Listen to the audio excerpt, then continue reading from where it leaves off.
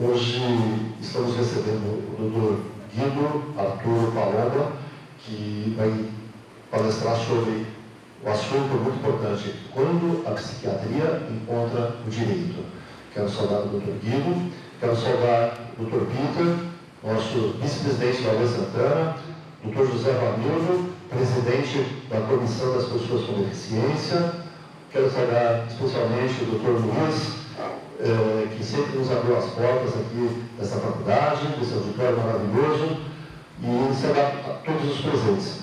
Dr. Alexandre Maceroto, nosso diretor, secretário adjunto, Dr. Messias, nosso assessor de diretoria da UES Santana. O Dr. Guido é psiquiatra forense, ex-membro do Conselho Penitenciário do Estado de São Paulo, perito habilitado nos Tribunais Judiciários de São Paulo, ex-médico, chefe do antigo manicômio judiciário de São Paulo, diretor cultural da Associação Paulista de Medicina e autor de diversas obras, diversos livros. Então, Dr. Guido, já considerando um pouco do adiantado da hora, quero passar a palavra para o senhor. Segundo o Dr. Guido, ele vai fazer uma apresentação e depois vai ter um espaço aberto para algumas perguntas. Certo, doutor?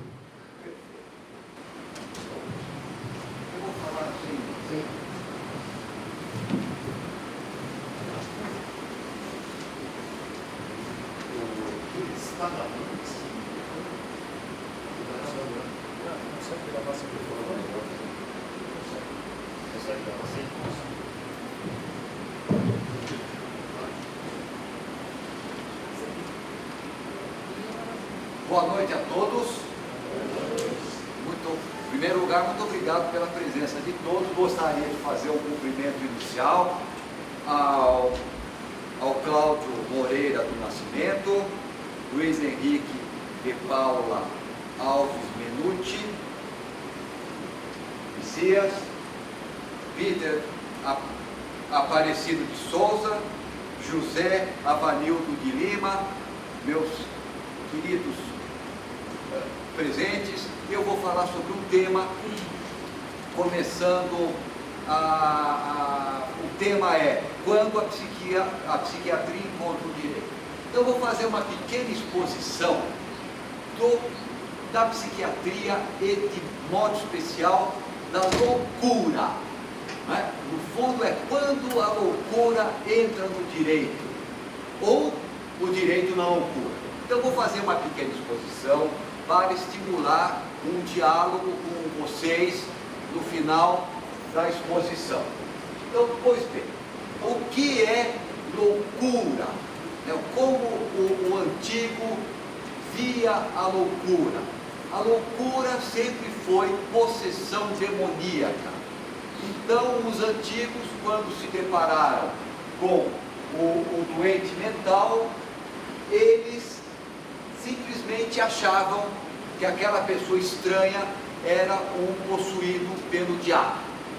E como ninguém gosta do diabo perto, o que eles faziam?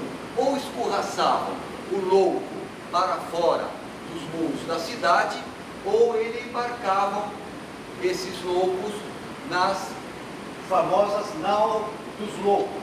Que essa é uma representação do navio dos loucos, de Jerônimo Bosch, que é um pintor. A próxima, por favor.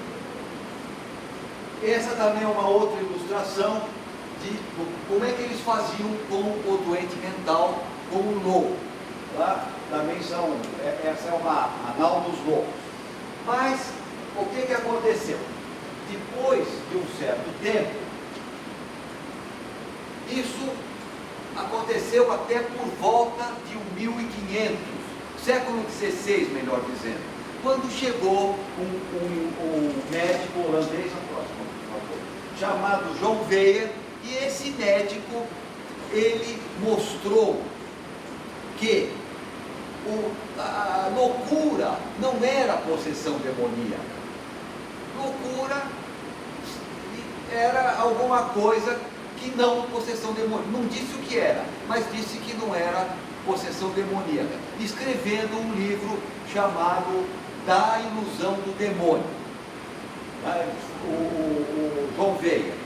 Agora, ao mesmo tempo, nós já estamos aqui a passos larguíssimos nós estamos já no século XVI. O que acontecia com o direito, com esses possuídos pelo demônio? Bom, a primeira união do direito com a loucura, com a psiquiatria, vamos dizer assim, se deu no primeiro grande código, que é, como vocês sabem, o Código de Hammurabi, a Lei de Hammurabi, que é onde está a tal da lei de Talião, olho por olho, dente por dente. O que dizia esse código, que é de 1792 antes de Cristo? O que ele dizia?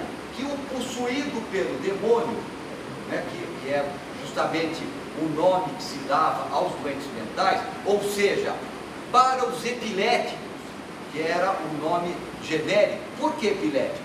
Epi é o que está acima, por exemplo, epílogo, acima do fim, epígrafe, acima na linha. E lepsis é abater. Epilepsis, abater por cima, porque eles entendiam, os antigos, que o demônio vinha, entrava no indivíduo e ficava sacudindo no chão. Então, toda possessão demoníaca era uma epilepsia, epilepsis, abater por cima. Então, nesse código de Hammurabi, o que acontecia? Se a pessoa que comprou um escravo, e esse escravo, ele era um possuído pelo demônio, ele poderia ser devolvido. Então, quer dizer, isso é a primeira união que se dá entre o louco e o código, e os códigos de direito. Mas isso, naturalmente, e esse código de Hammurabi, ele ficou influenciando toda aquela época, e não há nenhum outro código daquela época antiga, até a lei das 12 tábuas, que não tenha tido uma influência do código de Hammurabi. Por exemplo, no código de Manu, que é um código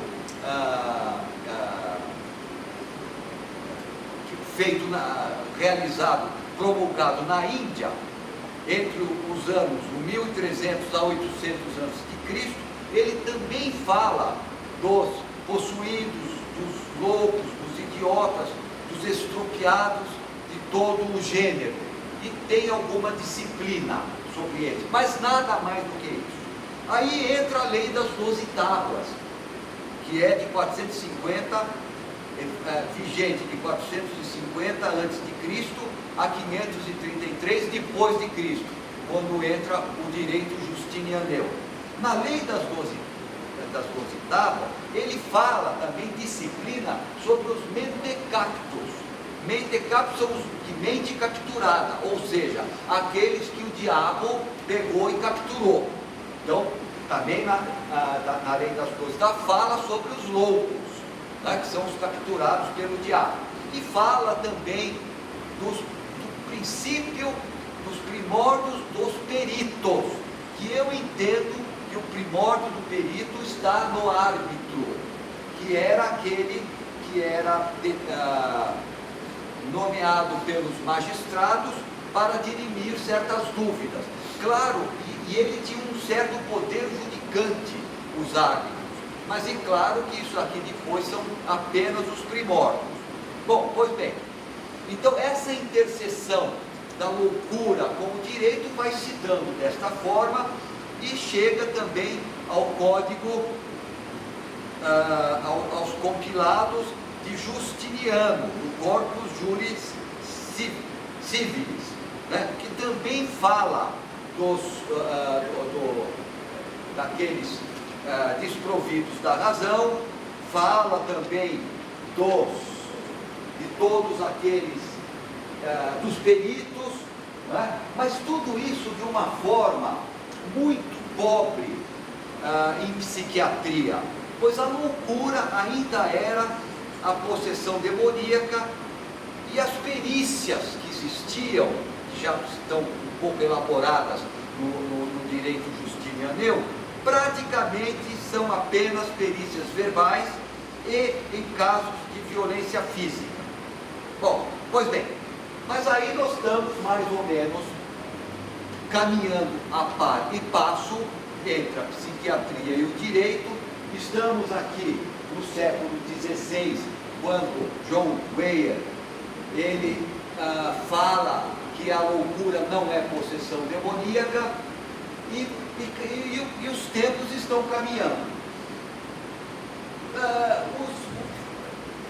Os doentes mentais, os doentes mentais que passam a não ser mais tidos como possuídos pelo demônio, ao mesmo tempo não existia uma forma de saber o que eles eram, e melhor sorte não tiveram.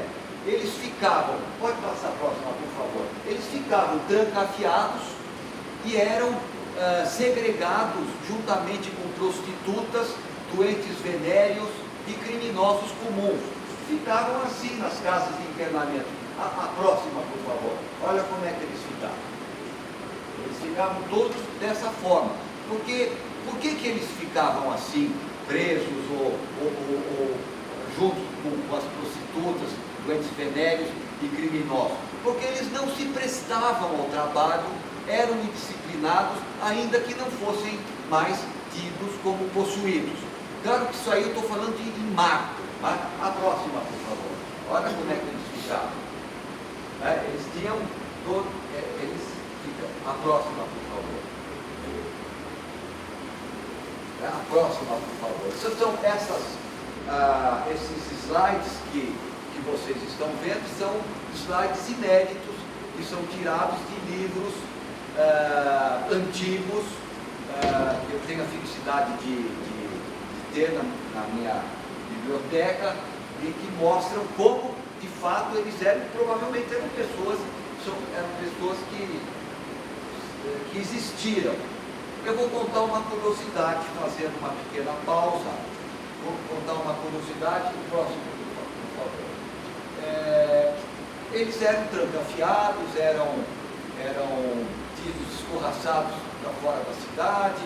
Ainda, a essa época, existiam muitas naus dos loucos, singrando mares, mas sempre existiu, desde o século IX, uma única exceção. Essa exceção ocorreu na Bélgica, numa cidadezinha chamada Geel, G-E-E-L. Essa cidadezinha, os doentes mentais eram levados pelos familiares, ou alguns até chegavam sozinhos, os que podiam, e viviam junto com os habitantes da cidade. Quando eles eram levados pelos familiares, os próprios habitantes é que recebiam eles lá para fazer uma novena, que é a novena que teoricamente ou religiosamente ela curava os doentes mentais. Então eles iam a essa cidade para rezar, para obter a graça da Santa Dínfina, que é essa que está aqui representada, e vejam vocês que a representação é ela com um diabo acorrentado aos pés, ou seja, a dominação da loucura, o Santa Dínfina. Então eles iam lá rezar, e isso é uma santa que foi decapitada nessa cidade de Geel, G-E-E-L, porque ela resistiu a uma série de assédios do próprio pai. E como ela se manteve casta e pura, e foi decapitada nessa cidade de Geel, no noroeste da Bélgica, aí começaram a ir peregrinações atrás das virtudes da Santa Dívida, que é justamente ela seria uma dominadora da loucura, dominadora do diabo, dominadora da loucura. A próxima, por favor. Mas olha como é que eles chegavam lá. Chegavam algemados, como eles viviam. A próxima, por favor. Enfim, isso aí são todas imagens inéditas de Santa Dívida. A próxima, por favor. Não, uma antes, ainda antes. Tá? Então, eram como eles chegavam. Agora, os anos estão correndo. Os anos estão correndo. A ideia de possessão demoníaca, ela vai esmorecendo até que chega, a próxima, por favor, até que chega o grande alienista Philippe Pinel, em Paris, que promove na plena Revolução Francesa, final do século XVIII, século XIX, ele promove, ele liberta todos os doentes mentais que estavam acorrentados naquelas algemas, naqueles instrumentos que foram passados antes dele. E ele liberta todo mundo, mostrando que a doença mental, ela é, de fato, alguma coisa médica, e não uma possessão demoníaca. E o doente mental não é uma pessoa que não se presta a ordem, ou uma pessoa insubordinada.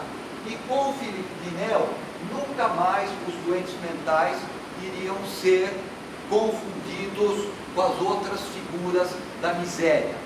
E, ao mesmo tempo que a doença mental, né, o louco, ele passa a ser visto medicamente, na parte do direito também começa a se desenvolver uma grande concepção de que a doença mental, ela é alguma coisa que tem que ser disciplinada do ponto de vista legal. Antes de Pinel, já surgia no seio da Igreja Católica um grande médico que foi perito na Rota Romana, que publicou um primeiro livro sobre as perícias, chamado Questões Médico-Legais, e dentro dessas questões médico-legais, ele escreve o primeiro livro, o primeiro grande tratado, vamos chamar assim, de psiquiatria forense, ou de medicina legal dos alienados. O nome dele é Paulo Zacchia, ou Zacchia, que ele escreve esse primeiro livro. Mas esse livro ainda é rudimentar, e ele estaria vigente, ficou vigente por mais de 200 anos, ou até quase 250 anos. E os primeiros livros de psiquiatria forense, as primeiras disciplinas da medicina no direito, a primeira interseção, as primeiras interseções do discurso médico com o discurso jurídico, iria se dar no final do século XIX para o início do século XX. Acontece que aí foram grandes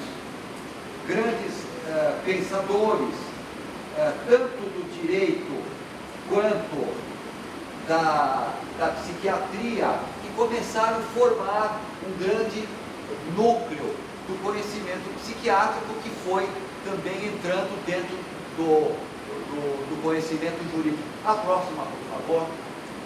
Bom, isso aqui é uma curiosidade, porque se no século XVIII os doentes mentais, eles foram separados daquelas figuras da miséria, né, eles não tiveram melhor sorte, porque olha o tipo de tratamento que era dado a eles.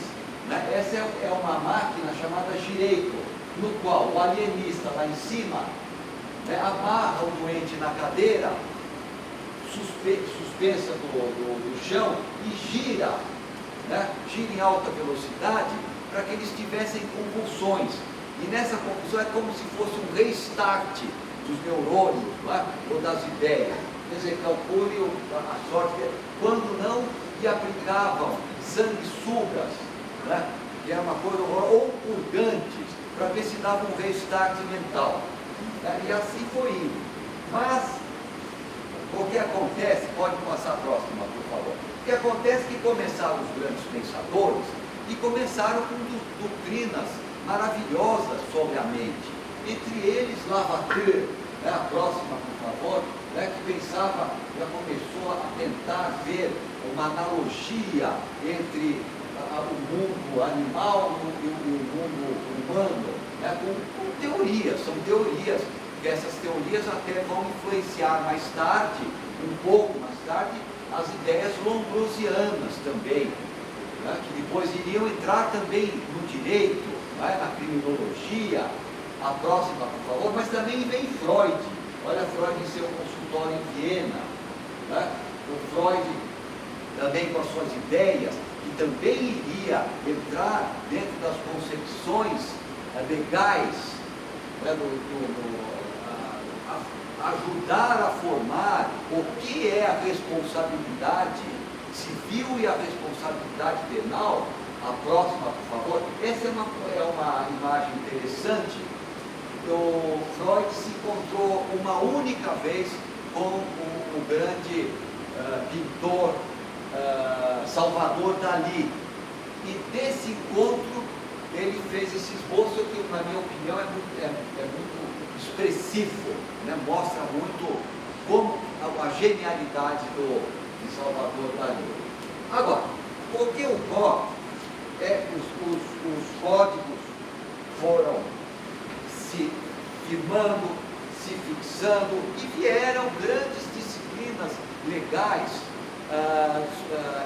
sobre a doença mental, a ponto de, no mundo ocidental, ter sido cunhados dois grandes pilares, que eles são dois grandes pilares que sustentam o conceito de normalidade mental, os quais pilares entraram em todo, eu diria, em todo o direito ocidental, com exceção de alguma coisa um pouco esdrúxula na minha maneira de entender,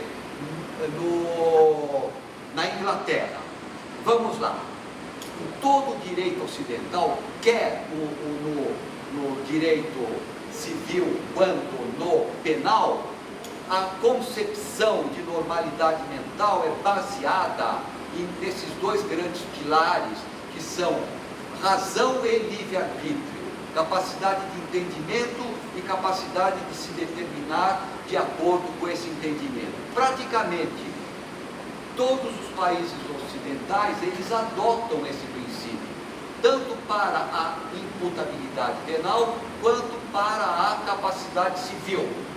E isso determinado pelos peritos, mas o que vale para, por exemplo, na imputabilidade penal, vamos ficar aqui no nosso Brasil, é a capacidade que o indivíduo tem de entender o caráter criminoso do fato e capacidade de se determinar de acordo com esse entendimento, ou seja, razão, entendimento, e livre-arbítrio, capacidade de se determinar. Então esta é a base da imputabilidade que o perito diz e o juiz julga como responsável ou não. E isso pega todo o direito ocidental. E quando entra no direito civil, é a mesma coisa. A capacidade civil também é baseada na capacidade de entendimento e na capacidade de determinação de acordo com esse entendimento. Quando eu disse agora há pouco sobre o esdrúxulo sistema legal inglês, é porque lá isso não existe. Lá é uma outra regra, que também pega os Estados Unidos, que foram colônia da Inglaterra. Vários estados americanos usam a esdrúxulez do direito inglês. O direito inglês diz o seguinte, que a capacidade de imputação está baseada na capacidade do indivíduo entender que ele está praticando um crime. E dele, se não quiser praticar, da capacidade dele não praticar se ele quiser. Pois bem, eu vou dar um exemplo melhor dessa esdrúxulez, que é o seguinte. Digamos um indivíduo esquizofrênico, tá certo? O esquizofrênico é aquele indivíduo que delira e alucina. Os delírios do esquizofrênico normalmente são delírios persecutórios, ou seja, eu esquizofrênico me sinto perseguido, eu me sinto perseguido aqui pelo Cláudio, o Cláudio está me perseguindo, e isso é uma realidade minha, esta é a minha realidade, estão me prejudicando, ele está querendo me prejudicar, eu esquizofrênico, não é? Aí eu também escuto vozes, essas vozes estão dizendo, tá vendo, olha lá, ele agora ele se arrumou na cadeira, é porque ele vai me pegar, e é um delírio persecutório, e não adianta ninguém chegar para mim, por mais que ele seja até o meu irmão, ou meu parente, ou meu pai, ou minha mãe, seja uma pessoa da minha mais alta confiança, dizer, não, o Cláudio é apenas uma pessoa que veio aqui, é meu amigo, é uma pessoa de bem, é advogado, uma pessoa que quer bem. Aí o que eu vou pensar? Eles estão mancomunados. Porque entre a loucura e a realidade, o louco fica sempre com a sua loucura, senão não é. Tanto é que a primeira pergunta que um perito faz para o indivíduo que ele suspeita que está simulando, ou aquele que ele está examinando, você acha que você é doente? Ele normalmente, o doente mental responde sim, doente do fígado, da barriga, mas nunca doente mental. Se ele achar que ele é doente mental, ele está reconhecendo que ele está no estado patológico. E se ele reconhece, ele não é verdadeiramente. Então, muito bem, eu, como esquizofrênico, delírio persecutório, alucinando, delirando e tal, o Cláudio pegou e levantou e vai me pegar. E eu, em legítima defesa, entre aspas, pego e mato ele, ou agride, qualquer coisa nesse sentido. Tá certo? O que aconteceu? Existe um crime, não é? E o que aconteceu? Qual que era a minha capacidade de entender o caráter criminoso do fato? Nenhuma. Eu entendia delirantemente. Eu estava delirando, meu entendimento era delirante, portanto, não era real, lógico, correto. Agora, então eu vou para a inimputabilidade como doente mental. Não é? Claro, portador de periculosidade, etc., medida de segurança e tal. Agora, na Inglaterra e nos países, em vários estados americanos e colônias inglesas, não. É diferente. Se eu entendia que eu ia matá-lo, eu já sou culpado. E eu entendia muito, eu esquizofrênico, entendia muito bem que eu ia matar, porque ele merecia morrer, ele estava me perseguindo. Então não reconhece a loucura na sua acepção, verdadeira, médica, e sim o ato de eu matar. Matar sim, eu queria. Tanto é que eu não sou tonto, eu não ia pegar a pessoa que estava me perseguindo aqui dentro da sala com testemunhas, eu esquizofrênico, mais esperto, eu faço uma emboscada, eu vou, me preparo, mas é tudo em face do meu delírio persecutório. E não, claro, eu tinha capacidade de entender dentro do meu esquema delirante, mas não a realidade.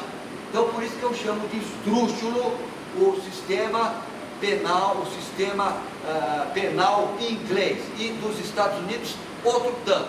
É uma porcaria, para falar a verdade, porque não coincide de fato, com aquilo que a medicina séria, embasada, ela entende que seja o correto. Bom, pois bem, mas então isso foi tudo muito bem, um desenvolvimento maravilhoso das doutrinas psiquiátricas, o direito dos países ocidentais, tirando os Estados Unidos e a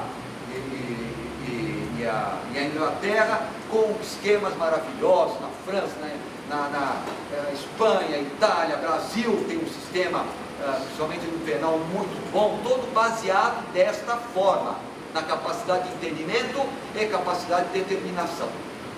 Só fazendo um parênteses, por que capacidade de determinação, ou seja, o livre-arbítrio, também é importante e são dois pilares da normalidade mental humana? Porque eu posso entender muito bem o caráter criminoso da ação, mas eu posso ser um doente mental, sim, e não conseguir me determinar de acordo com esse entendimento. O exemplo típico, o básico, é um indivíduo que comete, por exemplo, um cracômano, um viciado em drogas, alto grau, viciado.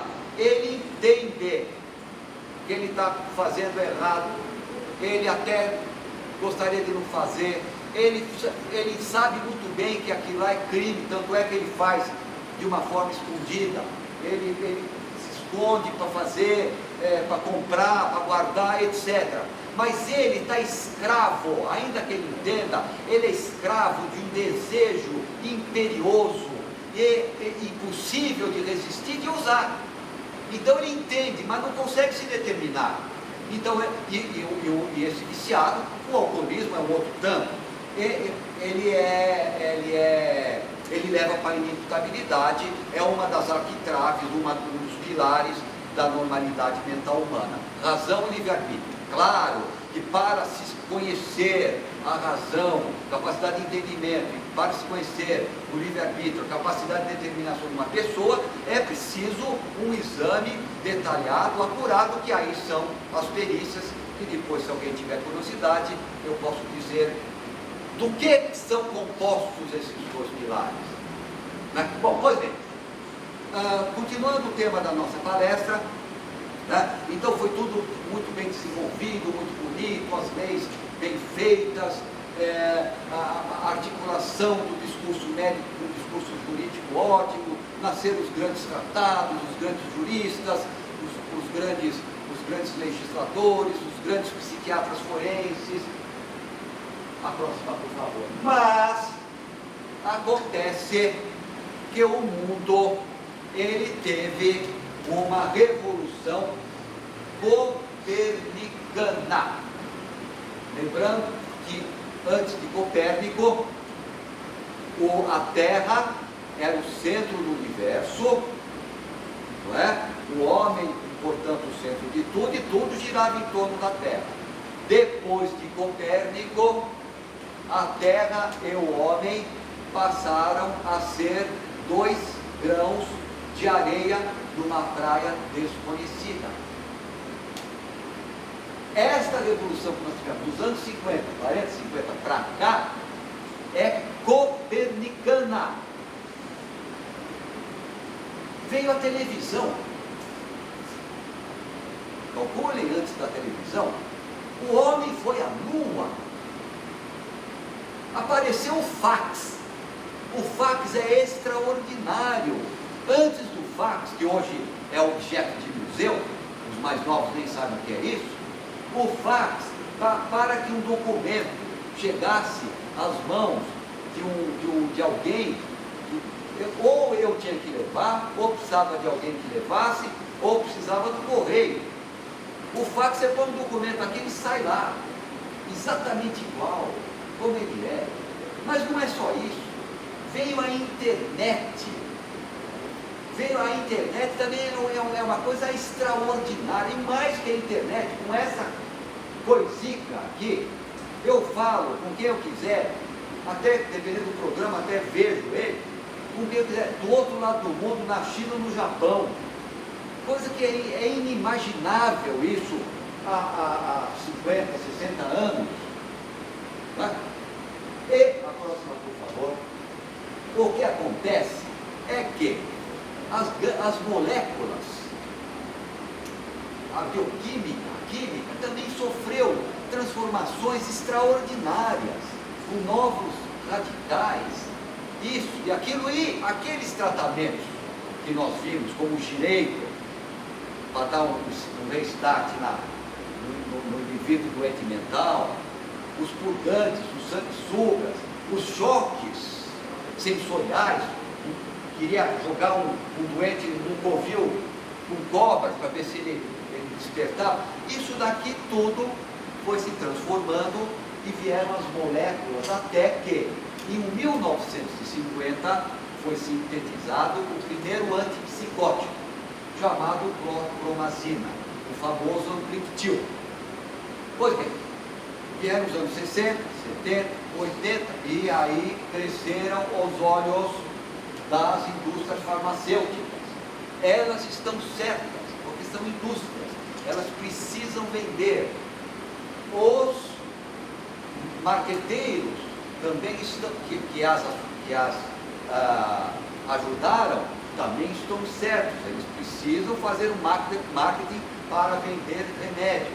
Porém, o que se viu foi um laceamento do diagnóstico psiquiátrico, no qual tudo cabe, e como é o médico que receita, e se não tiver um diagnóstico, o médico não pode receitar ou não vai receitar, lacearam os diagnósticos.